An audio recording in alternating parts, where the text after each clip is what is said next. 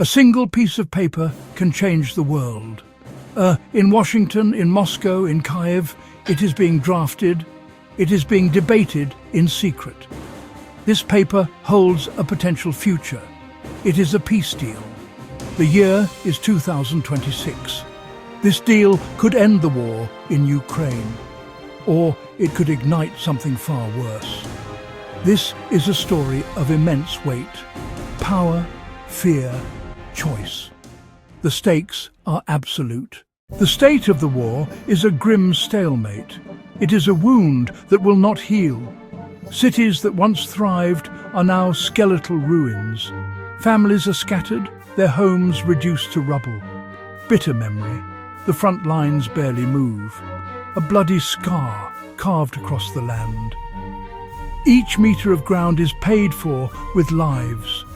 An endless cycle of attrition grinds down both armies. The winter of 2025 has been harsh. It has brought no respite. It has only deepened the suffering. The conflict has settled into a brutal rhythm. New weapons arrive, they offer temporary advantages. Supply lines break and are painstakingly repaired. Soldiers fight with courage, soldiers fight with exhaustion. A decisive victory for either side seems distant, a mirage. Experts who once spoke of total victory now speak of negotiation. It is a ghost haunting the conversation. The world feels the strain. Economies are fragile. Energy is volatile. Food security wavers. They deliver speeches about peace. They call for dialogue. True talks remain elusive. Public rhetoric, mutual distrust. Diplomacy is a two-faced coin, for the cameras and for the secret emissaries in the shadows. This is the backdrop for the secret deal. The exhaustion is the catalyst. The stalemate is the reason. Russia has drawn its lines in the sand. These are not mere suggestions. They are fundamental demands. Moscow considers them essential for its security and identity. The first and most unyielding line concerns territory. Russia will not relinquish the lands it now controls. It has integrated them into its constitutional framework. To retreat would be a catastrophic defeat, a humiliation the current leadership cannot survive. This is a matter of national pride. The second red line is NATO. Russia demands a legally binding guarantee. Ukraine must not join NATO. Moscow views expansion as an existential threat, a dagger pointed at its heart. It wants a neutral, demilitarized buffer on its border. This demand goes beyond Ukraine, reshaping Eastern Europe's security architecture, rolling back alliances formed after the Cold War. Beyond public lines, private demands matter. Moscow wants sanctions relief. Economic pressure has been immense. Key sectors are crippled. A deal must include a path to lift sanctions, reconnect to finance and trade. This is not just economics. It is about restoring status as a major power, free from isolation. Demands are woven into a national narrative. The conflict is presented as defensive. Any deal must be framed as a victory, validating sacrifices, securing a sphere of influence. There is little room for compromise on core tenets. For Moscow, these are not mere positions. They are pillars of survival and relevance. On the ground, steel enforces strategy. Lines on maps are written in armor and artillery. These are Russia's unbreakable lines. Ukraine also has lines that cannot be crossed, lines drawn in blood and sacrifice. The first is sovereignty and territorial integrity. Kyiv insists on the return of all its lands. Every city, every town, every village. The idea of ceding territory is anathema to a nation that has fought so fiercely. For Ukraine, this is not a negotiation. It is justice and survival. The second non-negotiable is security. Kyiv demands robust, ironclad guarantees from major powers, not paper promises. A treaty that obligates partners to defend Ukraine if attacked again. For many, true security means Western alliances like NATO and the European Union. Anything less feels like a betrayal, a path to future invasion. Justice is the third pillar. There can be no peace without accountability, war crimes trials, reparations, and the return of all citizens, including children forcibly relocated. A deal that ignores the human cost is no deal. The toll is devastating, an economy shattered, a people scarred. Leaders must balance total victory against preserving the nation and its people. Quietly, some discuss the unthinkable, a terrible calculus of what might be possible versus what is ideal. This struggle between principle and pragmatism is Ukraine's heaviest burden. Steel and resolve keep Ukraine alive, but victory at any cost demands a price no nation can pay forever. On the lines, days blur together. Courage endures alongside exhaustion. Even in darkness, a nation refuses to yield. Ukraine's unyielding stand meets a brutal reality. Peace must not dishonor sacrifice.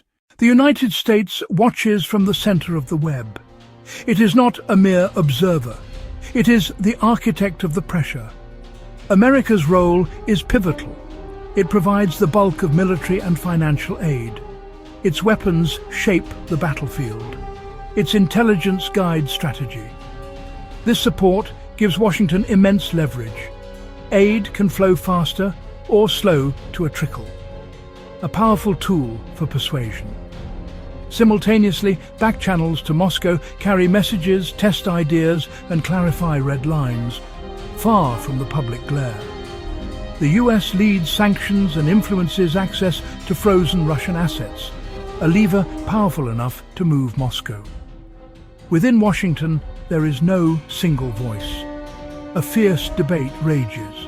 One faction pushes for a swift end, fearing escalation and a wider war.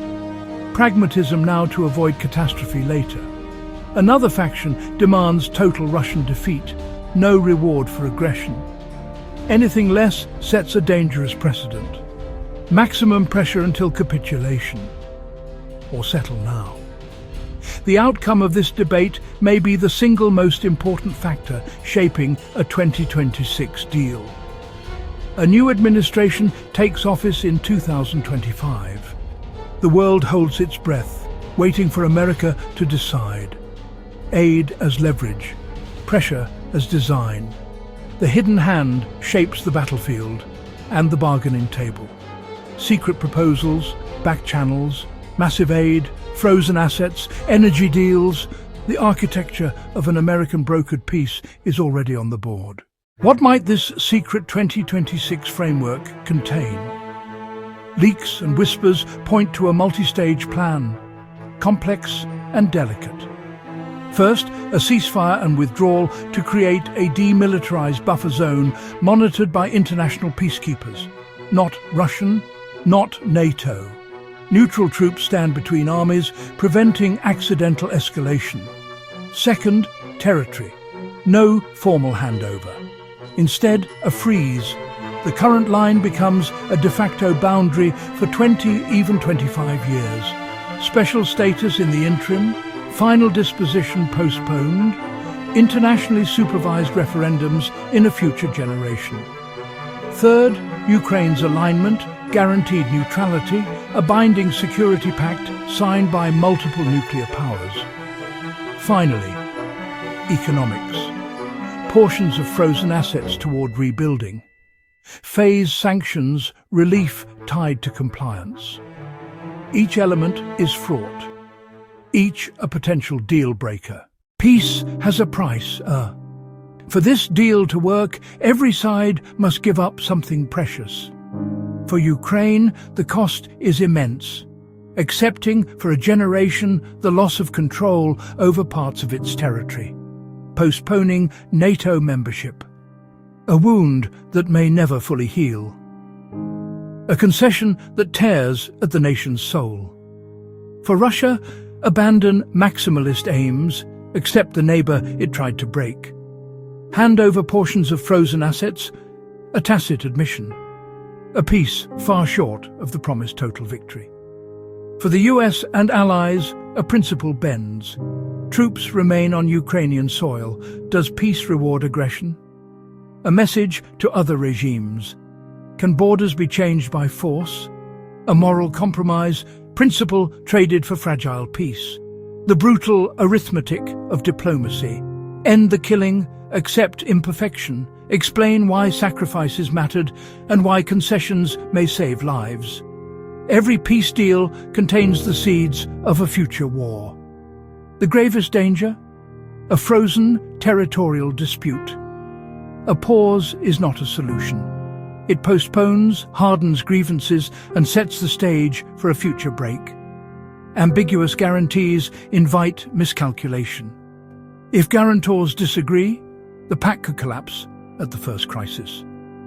A future leader might gamble, the West will not risk direct confrontation. A weak guarantee is worse than none.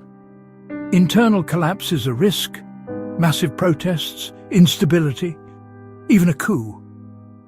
In Russia, ultranationalists could challenge any compromise. The most insidious danger, secret protocols. Secrecy breeds mistrust. Leaks can shatter fragile peace. A deal made in the dark can perish in the light. And so we arrive at the final moment. The year is 2026. In a quiet room, a single document waits. A pen is offered, the world holds its breath. One signature could silence the guns, halt the bloodshed, and let millions return. It could unlock billions to rebuild cities, hospitals, schools. But that same signature could formalize a new division of Europe, legitimize conquest and betray sacrifice, sowing resentment that erupts later. The document offers two futures, a fragile peace or a delayed catastrophe. The line between them is razor-thin. Leaders must see 50 years ahead. Their choice is stark. The stakes are absolute. A peace born in exhaustion and brokered in secret offers an end, at a price that may be too high. The world waits for one hard answer.